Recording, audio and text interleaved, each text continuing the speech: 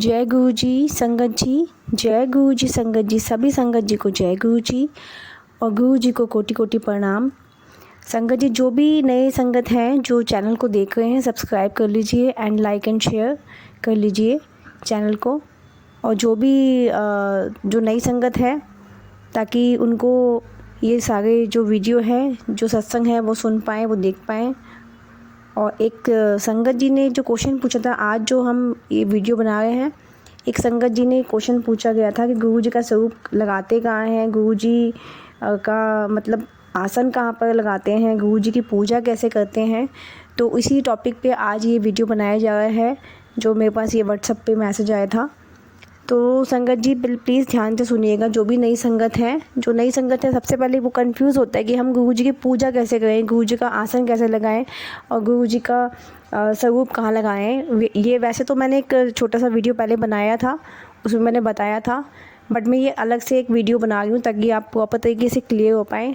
सबसे पहले संगत जी, आपके पास गुरु जी का स्वरूप होना चाहिए जो बड़े मंदिर से मिलता है। कोई चार्जेस नहीं होते, वो ब्लेसिंग मिलती है। कोशिश कीजिए, मैं सबसे यही बोलती हूँ, कोशिश कीजिए बड़े मंदिर से लेकर आइए।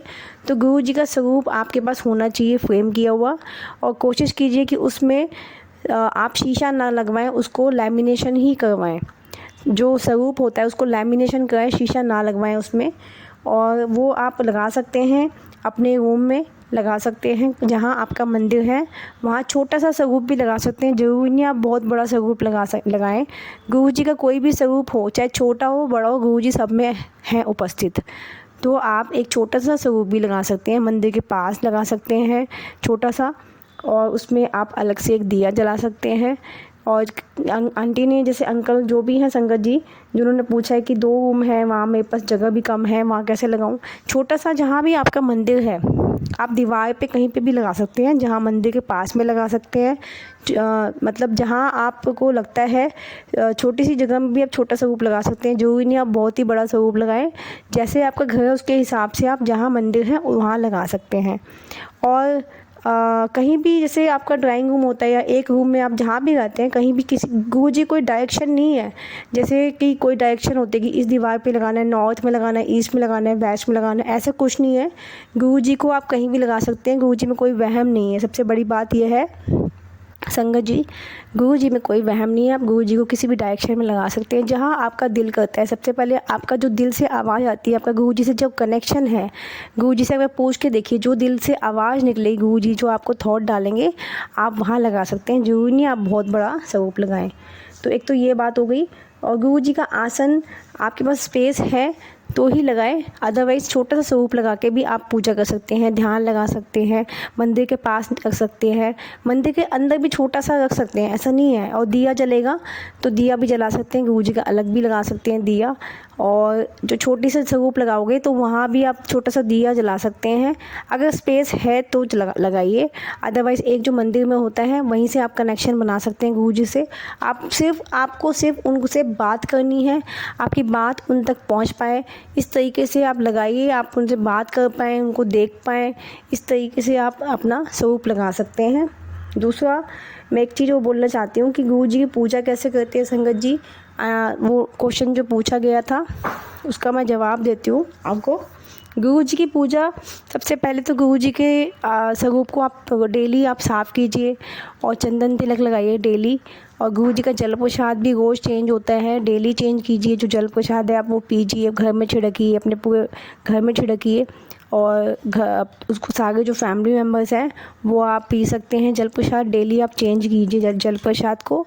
और दूसरा, चंदन तिलक लगाइए गुरु जी के स्वरूप को। सुबह उठ के नहा के धो के आप गुरु जी के स्वरूप को साफ़ कीजिए, चंदन तिलक लगाइए। रोज़ चंदन तिलक अलग होना चाहिए, हाथ में लेके लगाइए या किसी कटोरी में सूखा चंदन तिलक आता है वो लेके उसमें आप गंगा जल मिला के आप लगा सकते हैं चंदन तिलक।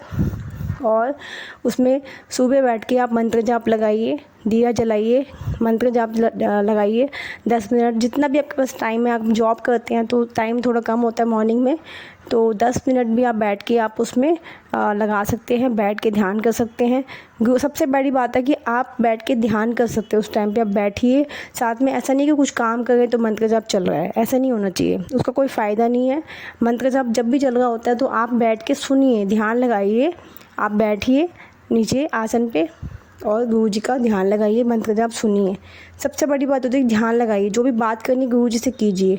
सिंपल पूजा होती है, ऐसा कुछ नहीं है। सिंपल चंदन तिलक और जल प्रसाद चेंज किया जाता है और आप मंत्र जाप कीजिए, दिया जलाइए और नॉर्मल तरीके से पूजा होती है। कोई ऐसी बड़ी मतलब उसमें कोई वो नहीं है। और आप जो भी चाय प्रसाद बनाते हैं सुबह मॉर्निंग में, सबसे पहले गुरु जी को लगाइए, चाय प्रसाद का भोग लगाइए। और जो भी नाश्ता बनाते हैं आप वही भोग लगाइए। तो गुरु जी का नॉर्मल एक अपने जैसे हमारे भगवान होते हैं वैसे ही पूजा की जाती है। चंदन तिलक का यूज़ किया जाता है मेन तो, और जल प्रसाद चेंज किया जाता है डेली। और साफ़ सफाई का ध्यान रखिए गुरु जी का, और स्वरूप को साफ़ कीजिए और मंत्र जाप कीजिए, मेडिटेशन कीजिए, ध्यान लगाइए, ओम का उच्चारण कीजिए, गुरु जी का मंत्र जाप कीजिए। जय गुरु जी, शुक्राना गुरु जी बोलिए।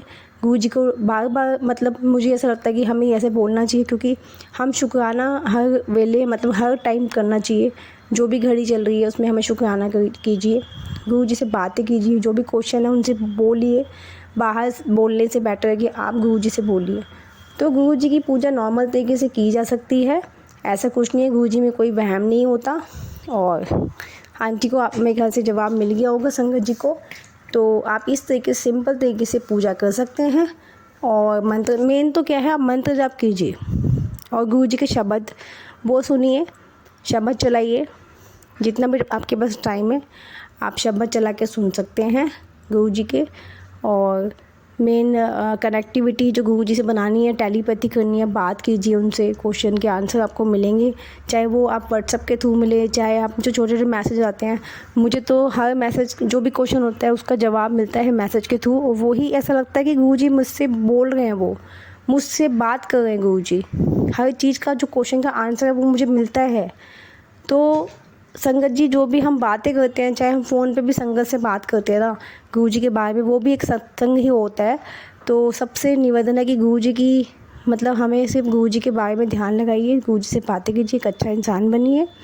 और सबसे निवेदन है कि गुरु जी का जो मंत्र जाप है वो सुनिए, लगाइए, मुँह से बोलिए, चाहे जैसे भी आप बोल सकते हैं। और शब्द सुनिए, मेन शब्द सुनिए गुरु जी के। तो जय गुरु जी, शुक्राना गुरु जी।